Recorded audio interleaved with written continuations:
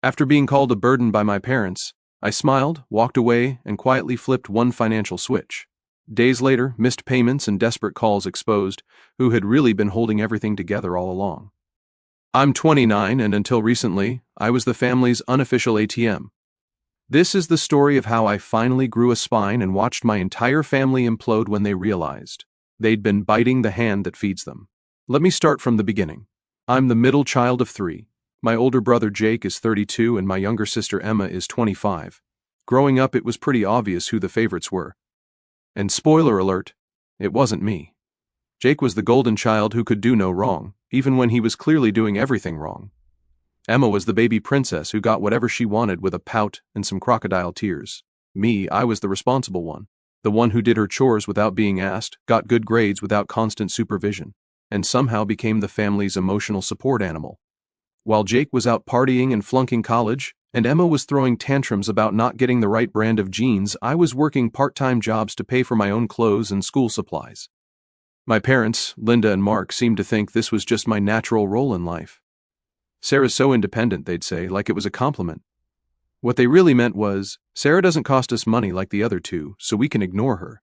When Jake dropped out of college for the third time, they paid for a gap-year trip to Europe to help him find himself. When Emma decided she wanted to be a fashion influencer instead of finishing her business degree, they bought her a professional camera, setup, and paid for her apartment, so she could focus on building her brand. When I graduated summa cum laude with a degree in computer science, they came to my graduation and immediately started talking about Jake's new job at their friend's company and Emma's latest Instagram post that got 500 likes. I think they mentioned being proud of me once, right before asking if I'd seen Emma's new post. After college, I landed a job at a tech startup. The pay was decent, but nothing crazy. I moved into a tiny studio apartment and lived off ramen and determination. Meanwhile, Jake moved back in with my parents after his European adventure failed to provide him with any career inspiration. Emma also moved back home when her influencer dreams didn't immediately translate to income. Here's where things get interesting. About 3 years ago, the startup I was working for got acquired by a major tech company. My stock options, which I'd completely forgotten about, suddenly became worth a substantial amount of money. We're talking life-changing money. I went from living paycheck to having more money than I knew what to do with. Did I tell my family about the windfall? Hell no. I'd learned early that any good news I shared either got ignored or somehow turned into a conversation about my siblings. Instead, I quietly moved into a nice apartment, bought a reliable car, and started investing most of the money. I also started anonymously helping my parents with their bills. See, my parents had always been terrible with money. Dad worked as a middle manager at a manufacturing company, and Mom had a part-time job at a doctor's office. They made decent money, but between supporting 2 adult children and their own spending habits, they were always struggling. Their mortgage payments were consistently late, and I'd overheard more than one heated conversation about money. So, I did what any loving daughter would do. I started secretly paying their mortgage. I set up an automatic payment from one of my accounts, and every month their mortgage got paid. I told myself it was an investment in family peace. My parents' stress levels went down. They stopped fighting about money as much, and I felt good about helping. What I didn't expect was for this arrangement to continue for 3 whole years. While my parents attributed their improved financial situation to Dad's hard work and better budgeting, they never questioned where the extra money was coming from. They just accepted that suddenly they could afford their bills and started spending even more freely. Jake, meanwhile, had found his calling as a professional disappointment. He'd been between jobs for about 2 years, spending his days playing video games and his nights going out with friends.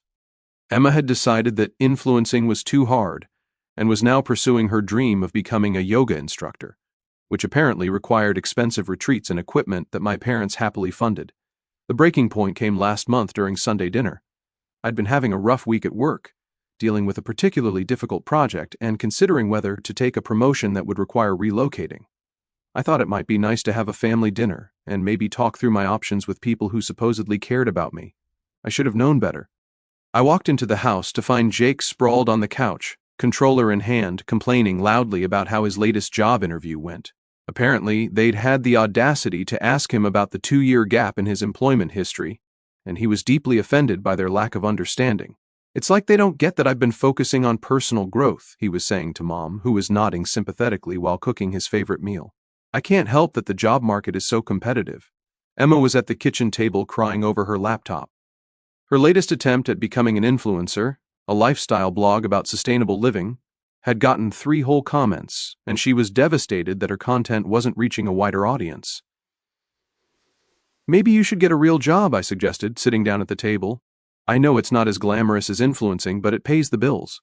Emma looked at me like I'd suggested she start eating glass. "You don't understand the creative process, Sarah. I can't just turn my passion on and off like you do with your computer stuff."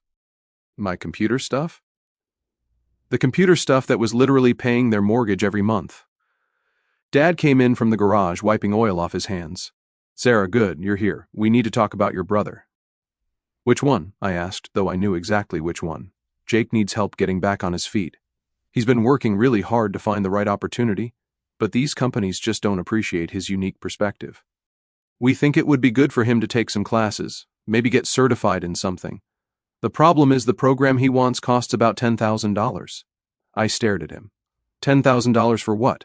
"It's a life coaching certification," Jake said, not looking up from his game. "I want to help people reach their potential.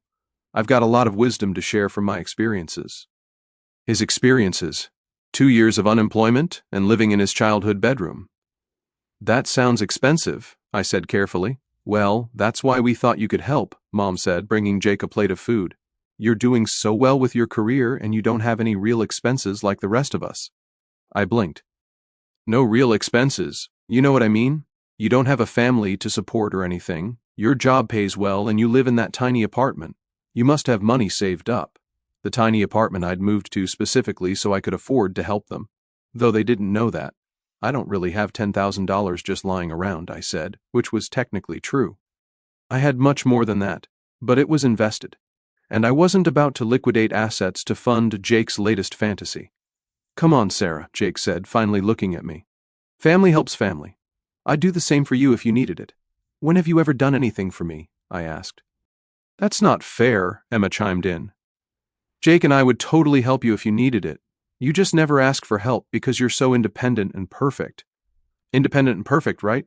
Because asking for help when you have 2 siblings who've never held down a job for more than 6 months is definitely a winning strategy. "Look," Dad said, sitting down heavily. "We're all struggling here. The mortgage has been harder to manage lately. And with Jake and Emma both at home, expenses are tight. We're a family and families support each other. You're the only one in a position to help right now." The mortgage that I'd been paying for 3 years. The mortgage that had never been late since I started covering it. They were struggling with a mortgage that I was literally paying. "What about Emma's certification?" I asked. "How much is yoga instructor training?" "That's different," Mom said quickly. "Emma's investing in her health and wellness. It's a lifestyle choice, and Jake's life coaching thing isn't." "Jake has real potential to help people," Dad said. "He's always been good at motivating others and seeing the big picture. This certification would give him the credentials he needs to start his own business. The same Jake who hadn't motivated himself out of bed before noon in 2 years." "I need to think about it," I said. "What's to think about?" Jake asked, pausing his game. "Either you care about family, or you don't." That's when something inside me snapped. Maybe it was the casual way he just questioned my love for my family while asking for $10,000. Maybe it was watching my parents nod along like his request was completely reasonable. Maybe it was the 3 years of secretly supporting these people while they criticized my life choices and acted like I was the selfish one. "You want to know what I think about family?" I asked, standing up. "I think family members should support each other. I think family members should show up for each other. I think family members should celebrate each other's successes instead of ignoring them." "We do support you," Mom said, looking confused. "Really? When was the last time any of you asked me about my job? When was the last time you showed interest in my life that didn't involve asking for money or advice?" "That's not fair," Emma said. "We care about you. You care about what I can do for you. There's a difference." "Sarah, you're being dramatic," Dad said. "We're just asking for help with $10,000 for Jake's life coaching certification after he's been unemployed for 2 years and living rent-free in your house while I've been—" I stopped myself before I said too much. "While you've been what?" Mom asked. I could have told them right then. I could have explained that I'd been paying their mortgage for 3 years, that their improved financial situation had nothing to do with Dad's budgeting and everything to do with my secret support. I could have laid out exactly how much I'd been helping them while they acted like I was the problem. Instead, I said, While I've been building a career and trying to be responsible, and we're proud of you for that," Dad said in that patronizing tone I'd learned to hate.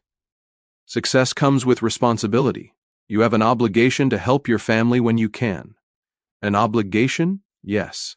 We sacrificed a lot to raise you kids. We put you through school, kept a roof over your head, fed you. Now that you're successful, it's time to give back. They put me through school. I'd had a part-time job since I was 16 and paid for most of my own expenses.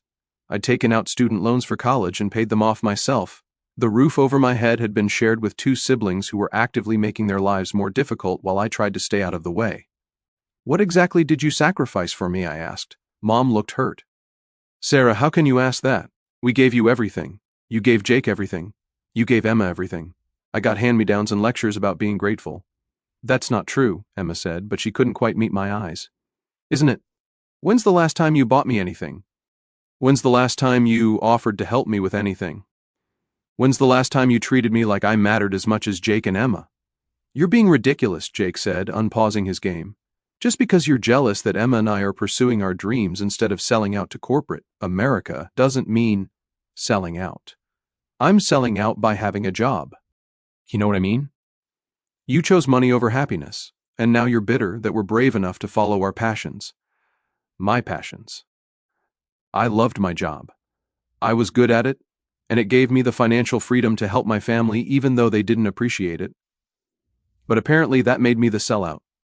My job makes me happy," I said. "It also pays for things like food and housing and apparently other people's mortgages." "What does that mean?" Dad asked. This was it. The moment I could come clean and explain everything. The moment I could show them exactly how much their sellout daughter had been supporting them. The moment I could make them understand that their financial stability had nothing to do with their own efforts, and everything to do with my generosity. But looking at their faces, Jake's entitled smirk, Emma's self-righteous pout, my parents' expectant expressions, I realized that telling them the truth wouldn't change anything. They'd just see it as proof that I owed them even more. They'd probably demand I continue paying their bills while also funding Jake's certification and whatever other dreams Emma came up with. So instead, I said, "It means I'm done." "Done with what?" Mom asked. "Done pretending that this is a family. Done pretending that you care about me. Done pretending that I owe you anything?" Dad's face darkened. "Sarah, you're being unreasonable. We're asking for help, not demanding. You're not asking. You're telling me I have an obligation. You're acting like my success is somehow your right to claim. You're treating me like an ATM with legs. That's not what we're doing," Mom said. But her voice was uncertain. "Isn't it? When was the last time you called me just to talk? When was the last time you invited me over for dinner without needing something from me? When was the last time you acted like you were proud of me instead of resentful?" "We are proud of you," Dad said, but it sounded hollow. "No, you're not. You're embarrassed by me. You think I'm boring and materialistic because I have a stable job and don't need constant financial support. You act like my success is somehow an indictment of your parenting because I didn't turn out like Jake and Emma." "Your siblings are good kids," Mom said defensively. "Your siblings are 32 and 25 years old and they're living in their childhood bedrooms while demanding that other people fund their dreams. At what point do they stop being kids and start being adults?" "They're trying," Dad said. "They're not trying. They're expecting. They expect you to pay for everything. They expect me to pay for everything. They expect the world to hand them success without having to work for it." "And you think you're better than them?" Jake asked, finally turning around to face me. "I think I'm more responsible than them. I think I'm more independent than them. I think I'm more grateful than them." "Grateful for what? You act like we never did anything for you." "What did you do for me, Jake? Specifically, what did you ever do for me?" He opened his mouth, then closed it. Emma jumped in. "We were always there for you growing up." "No, you weren't. You were there when you needed something from me. You were there when you wanted me to cover for you or lie to Mom and Dad about where you were going.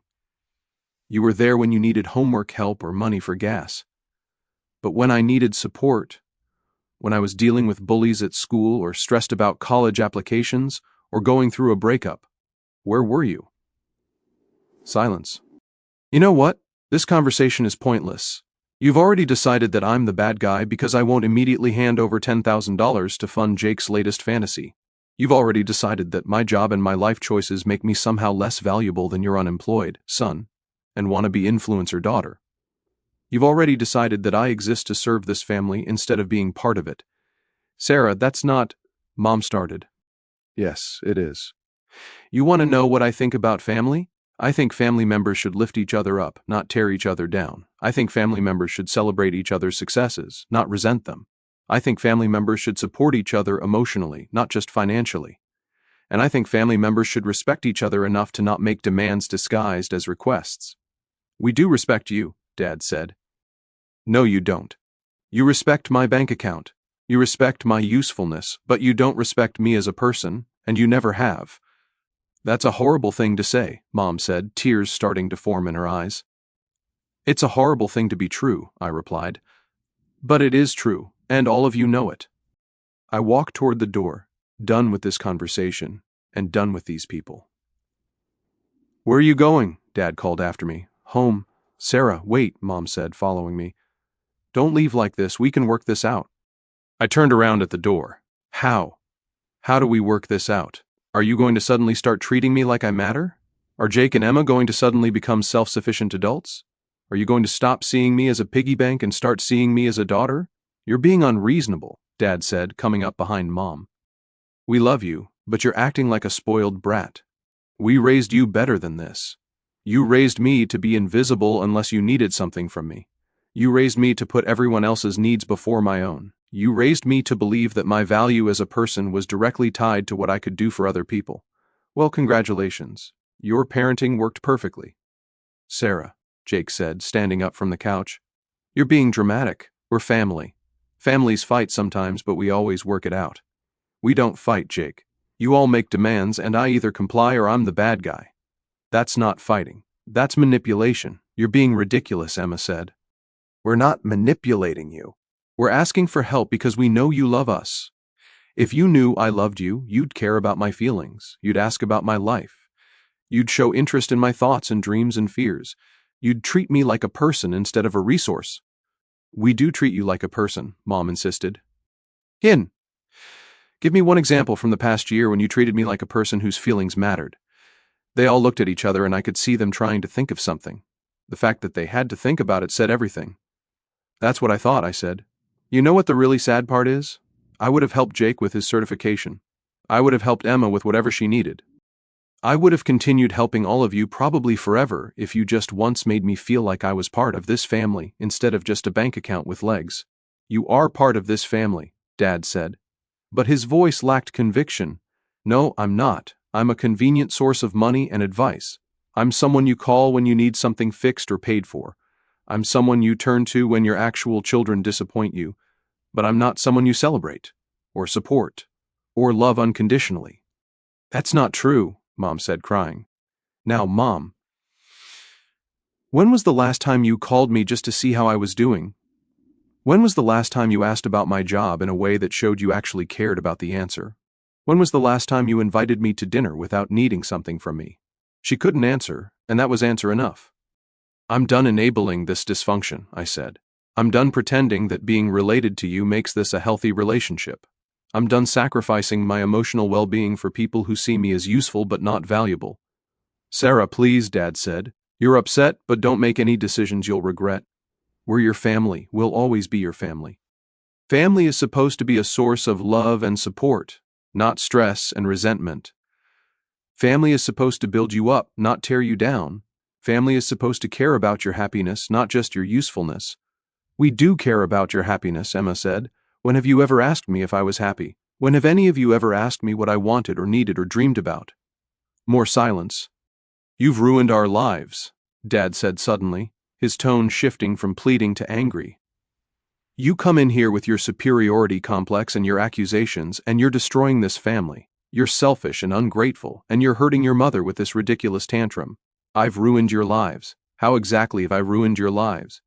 You're tearing this family apart with your selfishness. You're making your siblings feel bad about themselves because you can't stand that they're following their dreams, instead of selling their souls like you did. There it was.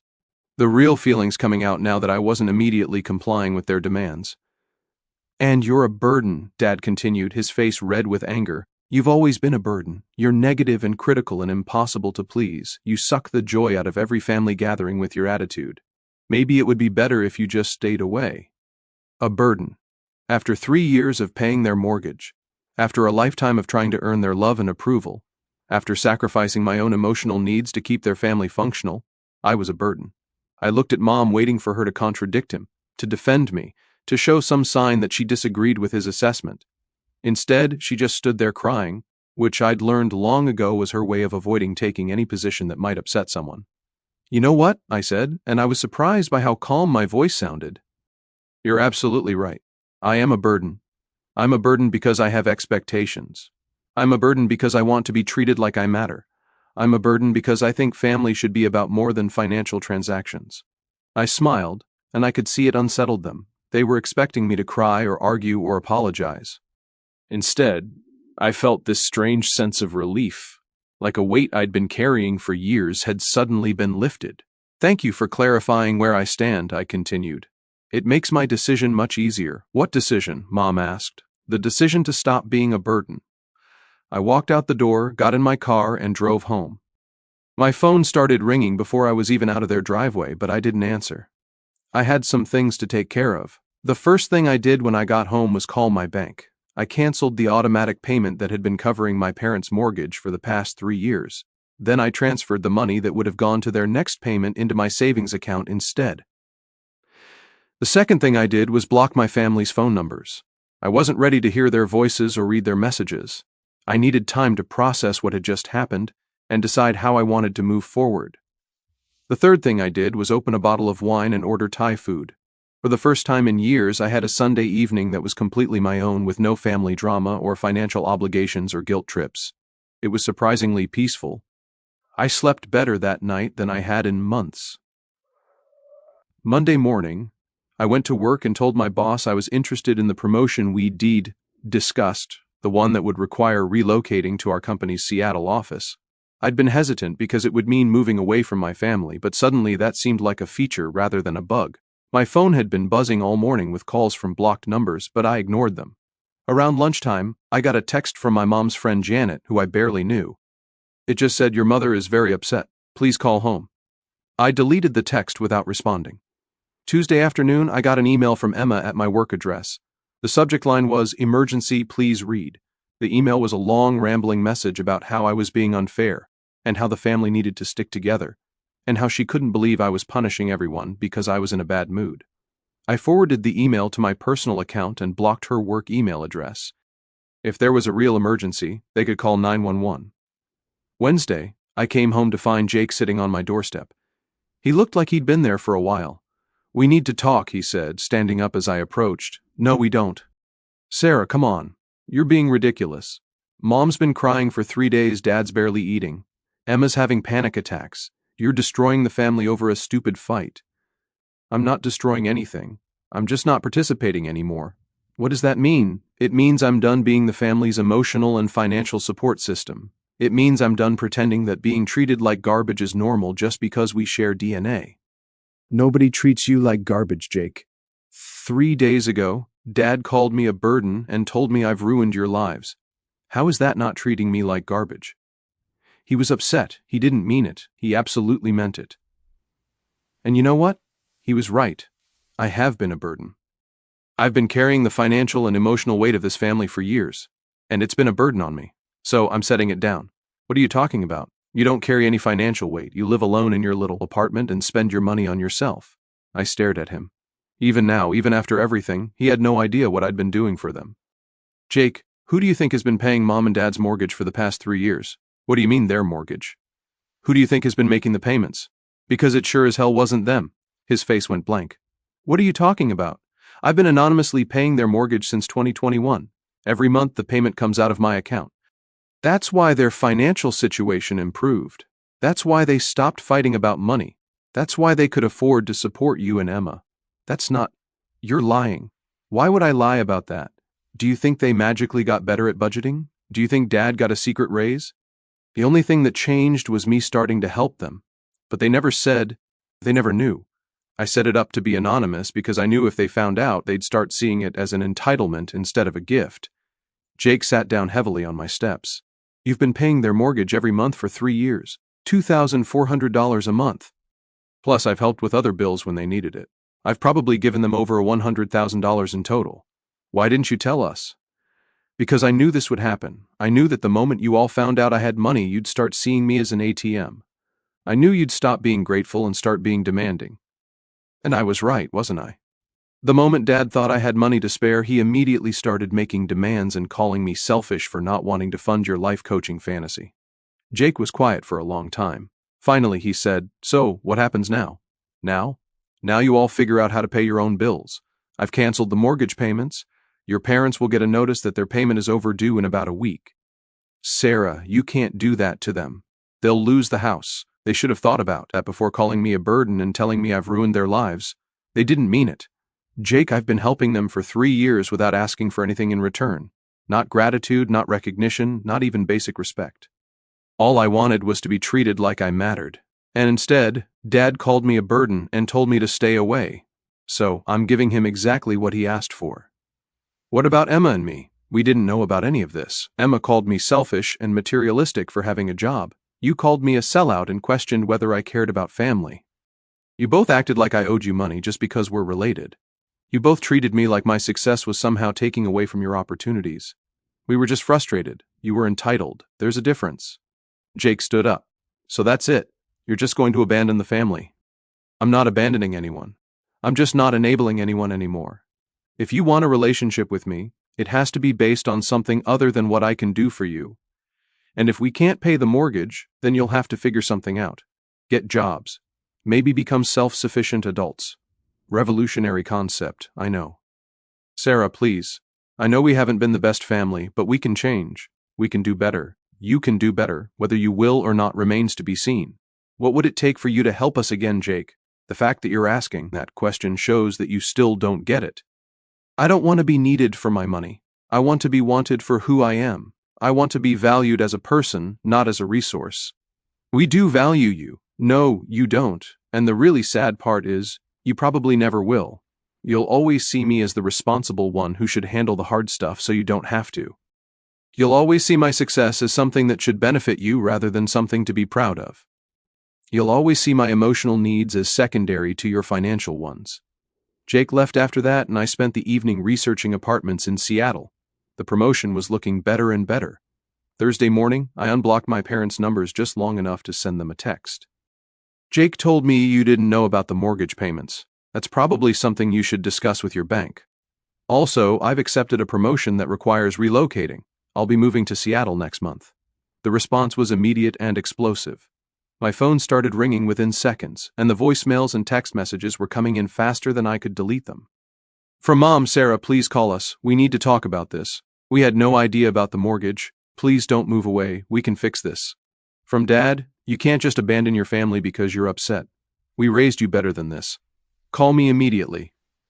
From Emma, "I can't believe you're being this petty. Moving away isn't going to solve anything. You're just running away from your problems." From Jake, "Mom won't stop crying. Dad's having chest pains. Emma's talking about moving in with her boyfriend because she can't handle the stress.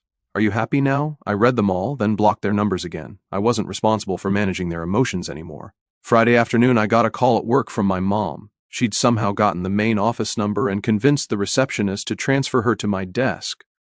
"Sarah, thank God. I've been trying to reach you for days." "Mom, I told you I needed space. Honey, we need to talk. This is all just a big misunderstanding. We love you so much, and we never meant to make you feel unappreciated. It's not a misunderstanding, Mom. It's a pattern that's been going on for years. But we didn't know about the mortgage payments. If we'd known, we would have been more grateful. Would you? Or would you have just started, expecting it? Would you have seen it as proof that I owed you more?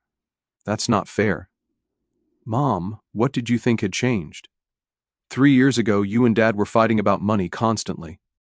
You were behind on bills, stressed about the mortgage, barely making ends meet. Then suddenly, everything was fine. Did you really think Dad had just gotten that much better at budgeting? We thought, I don't know what we thought. We were just grateful that things were easier, but you never asked why they were easier. You never questioned it. You just accepted the help and assumed it was your right. We didn't know it was help. We thought we were managing better.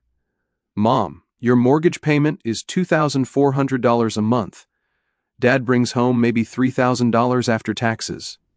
How did you think you were affording a $2,400 mortgage payment plus utilities, food, car payments, and supporting 2 adult children on $3,000 a month? Silence. You didn't think about it because you didn't want to think about it. You wanted to believe that everything was fine so you could keep spending money you didn't have on children, who should have been supporting themselves. Sarah, please. We made mistakes, but we can fix this. Just come home and we'll talk about it. There's nothing to fix, Mom. This is who you are. This is who this family is. You take and take and take. And when someone finally says no, you make them feel guilty for setting boundaries. That's not true, isn't it?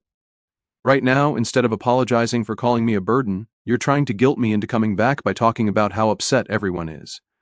Instead of acknowledging that you treated me badly, you're focused on fixing the financial problem. Instead of asking what you can do to repair our relationship, you're trying to manipulate me into resuming the relationship on your terms. I just want my family back together. No, you want your ATM back online. There's a difference.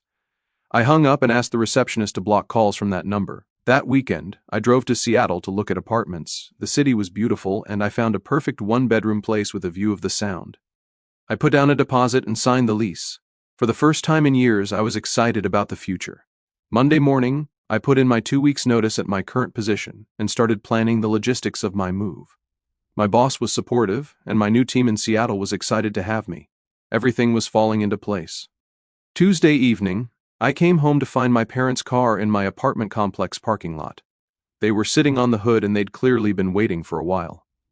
We need to talk, Dad said as soon as he saw me. No, we don't. Sarah, please just give us 5 minutes. You had my entire childhood to treat me with respect and kindness. You had 3 years of me secretly supporting you to show some appreciation. You had last Sunday to choose your words carefully when I was asking for basic consideration. You don't get 5 minutes now. We're your parents, Mom said.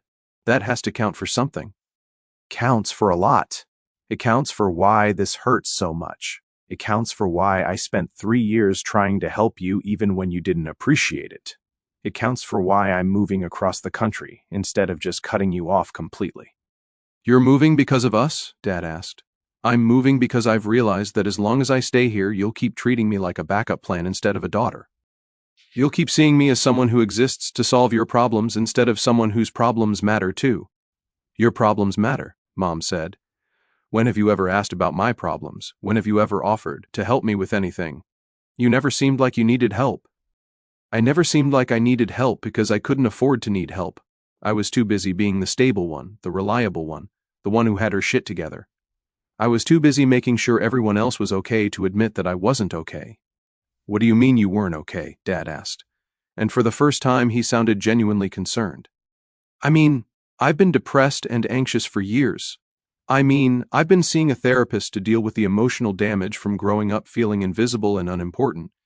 I've been questioning my self-worth and my ability to form healthy relationships because the people who were supposed to love me unconditionally only seemed to love me when I was useful. We didn't know, Mom whispered. You didn't ask. You never ask. You never check in on my emotional state or my mental health or my happiness. You call when you need something, and when you don't need something, you forget I exist. That's not true, Dad said, but his voice lacked conviction. Dad, when was the last time you called me just to see how I was doing? He couldn't answer. When was the last time either of you asked about my job in a way that showed you actually cared about my career goals? Silence.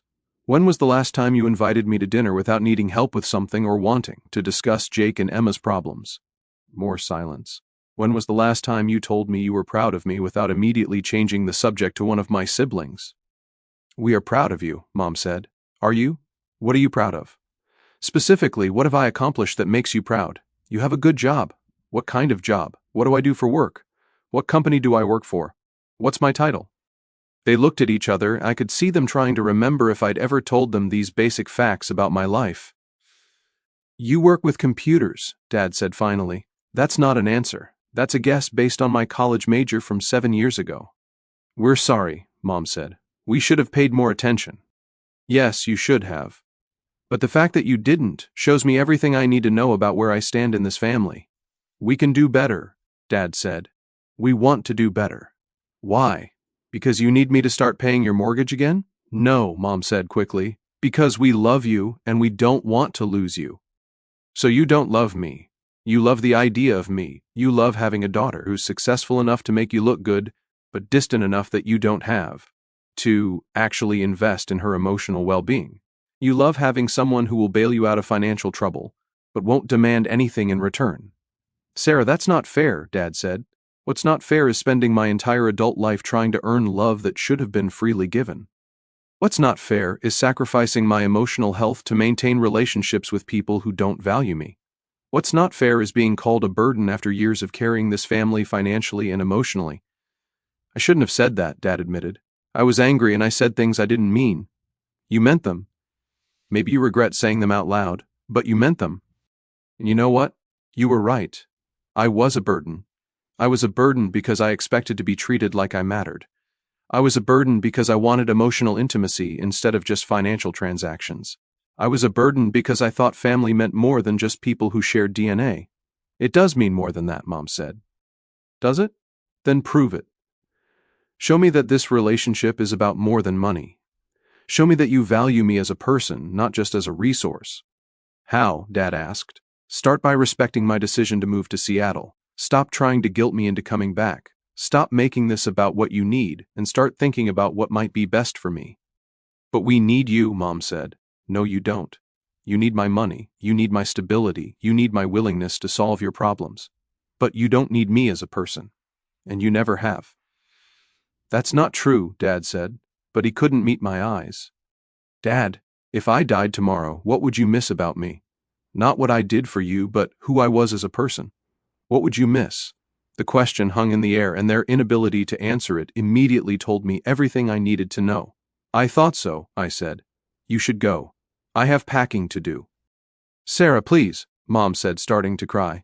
Don't end it like this. We're family. We're related, I corrected. Family is something you build through love and respect and mutual support. Family is something you earn by being there for each other emotionally, not just financially. Family is something we could have had if you'd ever seen me as more than a backup plan. They left after that, and I went inside and poured myself a glass of wine. 2 weeks later, I was in Seattle starting my new job and my new life. That was 3 months ago. My parents have sent me a few texts since then, mostly updates about their financial situation and requests to talk things through. Jake has reached out twice. Once to ask if I'd reconsider helping with his certification, and once to inform me that he'd gotten a job at a call center and was finally ready to be responsible. Emma has sent me several Instagram DMs alternating between apologies and accusations. I haven't responded to any of them.